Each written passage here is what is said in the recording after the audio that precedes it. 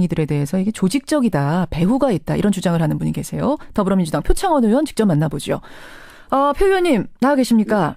네, 안녕하세요. 박영수 특검 집 앞, 손석희 사장 집 앞, 문재인 전 대표 집 앞, 이정미 헌재 소장은 집 주소 일부가 팟캐스트로 공개가 되기도 하고 이 분위기 어떻게 보세요?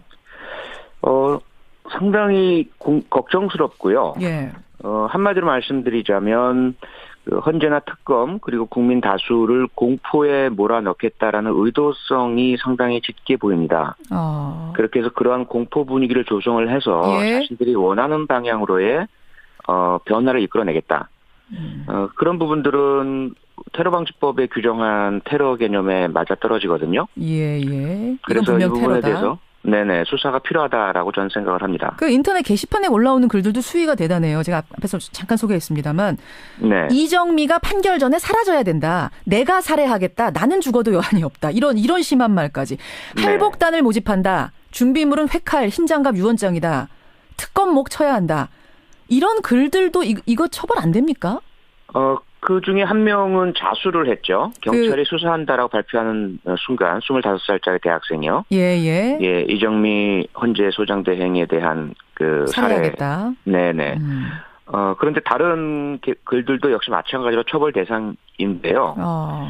문제는 경찰에서 아직까지는 적극적인 수사 의지를 보이지 않고 있습니다. 그렇죠. 그게 문제입니다. 표창원 의원님 집 앞에서도 지난달에 시위 있지 않았어요? 여러 차례 있었고요. 이제 겨우 조금 조용해졌는데 저희 지역사무소 앞에서는 여전히 시위가 이루어지고 있고요. 시위 그 자체야 얼마든지 할 수 있죠. 그런데 만약에 주민들을 괴롭게 한다든지 위협과 공포를 느끼게 하는 폭력적 언사가 행해진다면 그것은 제지되어야 합니다. 그때는 야구방망이 등장 안 했습니까? 네, 경찰에서 저보고 피신하라고 미리 연락을 줬는데 현장에는 제가 가지 않았고요. 그런 보도 내용 같은 것들은 없었던 것으로 봐서 야구방망이나 무기는 등장하지 않은 것으로 보입니다. 그럼 뭐를 가지고 그렇게 위협적으로 행동을 하든가 뭐가 등장했습니까? 우선 그 확성기로 상당히 커다란 소음이 있었고요. 그리고 대형 화면에 잘 아시는 그런 저나 제 가족을 패러디한 그림 같은 거 띄워놓고 그림 같은 것들 그리고 상당히 공격적인 발언들 이런 부분들이었죠. 그러니까 이 집 앞 시위라는 게 광장이라든지 국회 앞이라든지 이런 데서 하는 시위하고는 느껴지는 위협의 정도가 다를 것 같아요. 상당히 다르고요. 주거의 평온이라는 헌법상의 권리에 대한 심대한 침해죠. 그렇죠. 거기에다가 그 목적이 상당히 불온한 게 뭐냐면 저에 대한 것들도 우리 이웃들로 하여금 저 사람 때문에 이렇게 시끄러우니 저 사람 좀 내쫓자. 라는 분위기를 형성하겠다라는 게 역력하고요. 직접적 그런 내용을 표시한 글들도 상당히 많이 온라인상에서 게재가 됩니다. 동시에. 그래요. 네네. 그러니까 이게 사실은 이제 가족들 중에 예를 들어서 박영수 특검 내 집이다 이러면은 그 이웃들이 아파트거든요. 이웃들이 여기가 박영수 특검네 집인지 매일 마주치는 저 아이가 박영수 특검의 집의 아이인 이거 잘 몰랐던 이웃들도 그 앞에서 확성기 틀어놓고 무슨 야구방망이를 흔들고 하면은 달리 보이는 거예요. 이런 걸 노리는 거겠죠? 불안함. 네, 그렇습니다. 다행스럽게도 우리 이웃분들이 오히려 지지와 격려 의사를 많이 표현해 주세요. 그런 시위가 있으면. 하지만 그렇게 행하는 그 사람들로 인해서 주민들이 피해를 입는 건 사실이죠. 그런가 하면 더 심각한 것도 있습니다. 가짜뉴스. 온라인 오프라인을 가리지 않고 돌고 있는데요. 이런 것도 봤어요. 저는. 세월호 사건은 북한 지령이었다. 박원순 시장이 촛불 집회 보면서 스케이트장이나 개장할 걸 하고서 후회했다. 이런 게 그러니까 인터넷에 설처럼 떠도는 정도가 아니라 아예 신문처럼 인쇄가 돼서 뿌려지더라고요. 네네. 가짜뉴스, 페이크뉴스라고 하는데 그 모양과 형식이 일간지 그대로 담고 있고요. 그다음에 심지어는 CNN이나 BBC 등 국제적인 그 방송사의 화면을 그대로 차용해 와서 그렇죠. 내용만 바꿔서 하기 때문에 많은 분들이 혼돈을 일으키고 가짜뉴스를 믿게 되는 현상이 나타나고요. 더 큰 문제는 말씀하신 것처럼 세월호와 관련된 악성 뉴스가 많다 보니까 어제 같은 경우에도 그 광장에 오시는 분들, 끝나고 가시는 분들 중에 노란 배지나 리본을 달고 다니시는 분들이 친박 집회 참가자분들로부터 상당한 위협이라든지 공격이라든지 이런 것들을 당하는 일들이 계속 발생을 합니다. 그 노란 리본 같은 거 달고 있으면 뭐 빨갱이냐 이런 얘기 듣고. 네네. 폭력의 위협을 받기도 하고. 근데 저는 궁금한 게요, 표창원 의원님. 이 신문, 가짜 신문 돌아다니는 거 보면 한두 장이 아니에요. 상당히 정교하게 찍었어요. 정말 진짜처럼. 그 아파트 앞에 막 쌓여 있습니다. 네. 이걸 찍으려면 돈 들고, 운반하려면 돈 들고, 이게 과연 개인이 자기 돈 들여서 이렇게 할 수 있는 건가? 어떻게 보세요? 할 수 없죠. 할 수 없고요. 그동안 이 상황이 오기 전에도 이미 전경련에서 수십억 원의 돈을 우익단체들에 지급한 상황들이 확인이 됐고요. 그리고 그 가짜뉴스 같은 경우도 본인들도 주장하건대 300만 부를 찍어냈다라고 주장을 하고 있고요. 예. 그리고 그동안 그 일부 탐사 언론, 방송에서도 추적을 한 결과 신문이 인쇄되는 인쇄소에서 인쇄가 된 정황도 확인이 됐죠. 거기에 관계된 조직 단체들도 상당히 윤곽이 드러나 있고요. 이런 부분들은 금액도 금액이지만 기획 내용에 대한 어떤 공유라든지 배포라든지 이런 부분에 상당한 조직과 인력과 돈이 투입된 것은 사실입니다. 그 어디서 나오는 겁니까? 전경련이 일단 의심받고 있고요. 전경련만이 아니라 지금 의심받는 것 중에 하나는 청와대에서도 그 허현준 전 행정관이 그런 일을 하다가 이제 사직을 했는데 그 개인의 문제가 아닌 조직적이고 공식적인 업무였다면 이어지고 있을 것으로 추정이 되고요. 네, 그리고 자유총연맹 역시 그 물결에 합류하고 홈페이지에 보면 보수 단체의 총본산이라고 아예 명시하고 있거든요. 그러면서 이 탄핵 기각과 반대에 대해서 목소리를 높이고 공개 의사표명도 하고 이런 부분도 어떤 배후로 의심받고 있는 정황입니다. 그렇군요. 청취자 강명준님 외에 여러분이 지금 질문을 주시는데 근데 이렇게 가짜 뉴스가 아파트마다 넘쳐나고 있고 이 전혀 근거 없는 사실들이 진짜처럼 도배가 돼가지고 돌아다니고 있는데 경찰은 왜 보고만 있습니까? 이런 질문 주셨어요. 우선 제가 지난 국회 상임위 안전행정위원회에서 경찰청에 같은 질문을 했었거든요. 그랬더니 경찰청에서는 문제가 있다는 것은 인식하고 있지만 아직까지 그렇게 수사라든지 법 집행을 해야 할 사안이라고까지는 판단하지 못하고 있다라는 답변이었고요.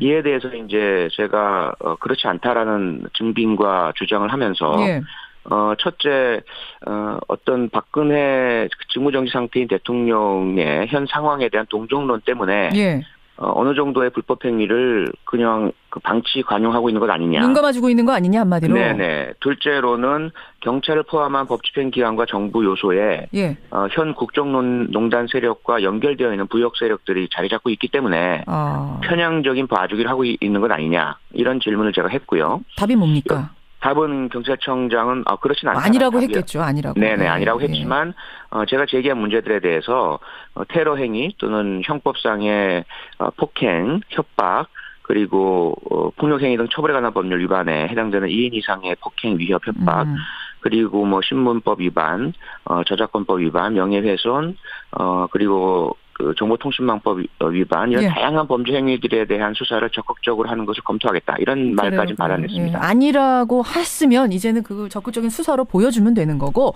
이거는 좀 다른 경우입니다만 표 의원님. 인터넷 위키백화라는 게 있습니다. 누구나 접속해서 정보 수정하고 이런 온라인 백과사전 같은 건데 여기다가 문재인 후보를 검색하면 조선민주주의인민공화국 정치인 이렇게 뜨고 이재명 후보는 조선민주주의인민공화국 성남시장 이렇게 뜬답니다. 정대협 민주노총 이런 시민단체들에 대한 정보도 최근에 싹 바뀌었대요. 이 수사 의뢰를 해가지고 IP까지는 확인됐다 그러는데 이것도 진짜 한 개인이 장난친 걸까요? 저에 대해서도 위키백과에 그 전에 악의성, 악성, 허위 사실이 등재되어서 저희는 초기에 그 대응을 해서 바로 잡았었는데요. 지금 이 상황들을 보아하니 그 내용도 상당한 그 어떤 전문성 내지는 의도성 그리고 동일한 내용들이 여러 개인이나 단체를 향해서 행해지고 있는 것들을 봐서는 물론 개인이 못하는 것은 아닙니다. 개인도 얼마든지 할 수는 있어요. 하지만 상당한 의도성과 조직성 또 시기적인 특성을 봐서도 정치 개입의 의도 이런 것들이 상당히 감지가 되고 있습니다. 지금 이제 청취자 40대 아빠님 또 8845님 등등이 사실은 국정원 댓글 사건 예전에 그 트라우마가 다시 떠오른다. 네. 그때도 설마 했는데 개인이 아니라 국정원이 선거에 개입한 걸로 나중에 드러나지 않았느냐. 네. 혹시 이번에도 선거 국면하고 맞물려서 뭐 그런 일들이 또 재발하는 건 아니냐. 걱정들 하시네요. 네. 같은 걱정을 공유하고 있고요. 당시에는 국정원이었지만 국정원에서 어떤 그 형식적인 기관은 분산된 것으로 현재 감지가 되고 있습니다. 무슨 말씀이냐면 예. 국정원과 군 사이버 사령부에서 그 중심이 돼서 해오던 일들을 다양한 형태의 보수 단체 그리고 청와대에도 김모 비서관이 그런 일을 지난 대선에서 하다가 청와대 비서관으로 옮겨갔죠. 예. 그러면서 청와대에서도 어떤 한 부분을 담당해 왔던 것으로 보이고요. 예. 현재까지 그런지는 모르겠지만 그래서 그런 부분들은 저희들이 상당히 그 긴장감을 가지고 모니터링을 하고 있고요. 그리고 디도스 공격도 있었죠. 2011년 선관위 홈페이지에 대한 그 부분도 지금 다시 그 당시 수사가 마무리된 것과는 달리 배후에 박기태 당시 국회의장 등의 거물 정치인들이 있었다라는 정황이 계속 포착되고 있어서 그래요. 좀 더 폭넓은 조직적인 그 개입에 대한 좀 경고를 하고 있습니다. 이들에 대해서 이게 조직적이다, 배후가 있다 이런 주장을 하는 분이 계세요. 더불어민주당 표창원 의원 직접 만나보죠. 표 의원님 나와 계십니까? 네, 안녕하세요. 박영수 특검 집 앞, 손석희 사장 집 앞, 문재인 전 대표 집 앞. 이정미 헌재 소장은 집 주소 일부가 팟캐스트로 공개가 되기도 하고 이 분위기 어떻게 보세요? 상당히 걱정스럽고요. 예. 한마디로 말씀드리자면 헌재나 특검 그리고 국민 다수를 공포에 몰아넣겠다라는 의도성이 상당히 짙게 보입니다. 그렇게 해서 그러한 공포 분위기를 조성을 해서 자신들이 원하는 방향으로의 변화를 이끌어내겠다. 그런 부분들은 테러방지법에 규정한 테러 개념에 맞아떨어지거든요. 예. 그래서 이 부분에 테러다. 대해서 수사가 필요하다라고 저는 생각을 합니다. 그 인터넷 게시판에 올라오는 글들도 수위가 대단해요. 제가 앞에서 잠깐 소개했습니다만 이정미가 판결 전에 사라져야 된다. 내가 살해하겠다. 나는 죽어도 여한이 없다. 이런 심한 말까지. 할복단을 모집한다. 준비물은 회칼, 흰장갑, 유언장이다. 특검목 쳐야 한다. 이런 글들도 이거 처벌 안 됩니까? 그 중에 한 명은 자수를 했죠. 경찰이 수사한다라고 발표하는 순간 25살짜리 대학생이요. 예, 이정미 헌재 소장대 행위에 대한 그 살해하겠다. 네네. 그런데 다른 글들도 역시 마찬가지로 처벌 대상인데요. 문제는 경찰에서 아직까지는 적극적인 수사 의지를 보이지 않고 있습니다. 그렇죠. 그게 문제입니다. 표창원 의원님 집 앞에서도 지난달에 시위 있지 않았어요? 여러 차례 있었고요. 이제 겨우 조금 조용해졌는데 저희 지역사무소 앞에서는 여전히 시위가 이루어지고 있고요. 시위 그 자체야 얼마든지 할 수 있죠. 그런데 만약 그 사람들로 인해서 주민들이 피해를 입는 건 사실이죠. 그런가 하면 더 심각한 것도 있습니다. 가짜뉴스. 온라인 오프라인을 가리지 않고 돌고 있는데요. 이런 것도 봤어요. 저는. 세월호 사건은 북한 지령이었다. 박원순 시장이 촛불 집회 보면서 스케이트장이나 개장할 걸 하고서 후회했다. 이런 게 그러니까 인터넷에 설처럼 떠도는 정도가 아니라 아예 신문처럼 인쇄가 돼서 뿌려지더라고요. 네네. 가짜뉴스, 페이크뉴스라고 하는데 그 모양과 형식이 일간지 그대로 담고 있고요. 그다음에 심지어는 CNN이나 BBC 등 국제적인 그 방송사의 화면을 그대로 차용해 와서 내용만 바꿔서 하기 때문에 많은 분들이 혼돈을 일으키고 가짜뉴스를 믿게 되는 현상이 나타나고요. 더 큰 문제는 말씀하신 것처럼 세월호와 관련된 악성 뉴스가 많다 보니까 어제 같은 경우에도 그 광장에 오시는 주거의 평온이라는 헌법상의 권리에 대한 심대한 침해죠. 그렇죠. 거기에다가 그 목적이 상당히 불온한 게 뭐냐면 저에 대한 것들도 우리 이웃들로 하여금 저 사람 때문에 이렇게 시끄러우니 저 사람 좀 내쫓자. 라는 분위기를 형성하겠다라는 게 역력하고요. 직접적 그런 내용을 표시한 글들도 상당히 많이 온라인상에서 게재가 됩니다. 동시에. 그래요. 네네. 그러니까 이게 사실은 이제 가족들 중에 예를 들어서 박영수 특검네 집이다 이러면은 그 이웃들이 아파트거든요. 이웃들이 여기가 박영수 특검네 집인지 매일 마주치는 저 아이가 박영수 특검의 집의 아이인 이거 잘 몰랐던 이웃들도 그 앞에서 확성기 틀어놓고 무슨 야구 방망이를 흔들고 하면은 달리 보이는 거예요. 이런 걸 노리는 거겠죠. 불안함. 그렇습니다. 다행스럽게도 우리 이웃분들이 오히려 지지와 격려 의사를 많이 표현해 주세요. 그런 시위가 있으면. 하지만 그렇게 행하는 주민들을 괴롭게 한다든지 위협과 공포를 느끼게 하는 폭력적 언사가 행해진다면 그것은 제지되어야 합니다. 그때는 야구방망이 등장 안 했습니까? 네, 뭐 경찰에서 저보고 피신하라고 미리 연락을 줬는데 현장에는 제가 가지 않았고요. 뭐 그런 보도 내용 같은 것들은 없었던 것으로 봐서 야구방망이나 무기는 등장하지 않은 것으로 보입니다. 그럼 뭐를 가지고 그렇게 위협적으로 행동을 하든가 뭐가 등장했습니까? 우선 그 확성기로 상당히 커다란 소음이 있었고요. 그리고 대형 화면에 잘 아시는 그런 저나 제 가족을 그 패러디한 그림 같은 거 띄워놓고 그림 같은 것들 그리고 상당히 그 공격적인 발언들 이런 부분들이었죠. 그러니까 이 집 앞 시위라는 게 광장이라든지 뭐 국회 앞이라든지 이런 데서 하는 시위하고는 느껴지는 위협의 정도가 다를 것 같아요. 상당히 다르고요.